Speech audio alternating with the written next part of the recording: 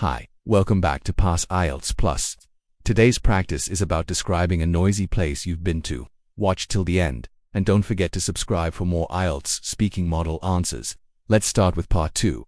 Describe a noisy place you have been to. One noisy place I remember vividly was a music festival in London that I attended about 2 years ago. It was unbelievably crowded, with thousands of people gathered in a huge open-air park. The noise came from every direction: booming speakers, blasting music, people cheering at the top of their lungs, and vendors shouting to sell food and drinks.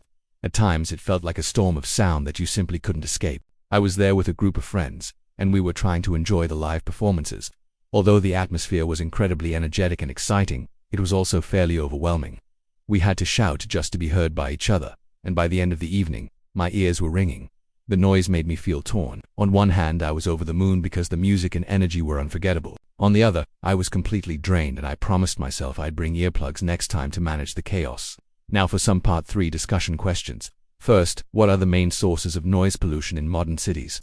The biggest sources are traffic, construction, and entertainment venues. For instance, roadworks and constant car horns create a background of noise that never really stops in large cities. Next question. What steps can governments take to control noise in residential areas? Governments can set strict regulations on construction hours, limit heavy traffic in residential zones, and even create soundproof barriers along busy roads. Public awareness campaigns could also encourage people to be more considerate.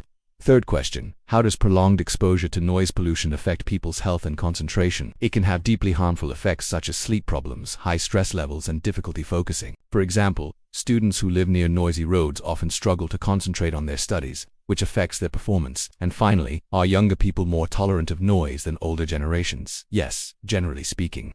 Younger people often enjoy loud concerts or parties and see them as thrilling experiences. Older generations, however, may find excessive noise irritating because they value peace and quiet more.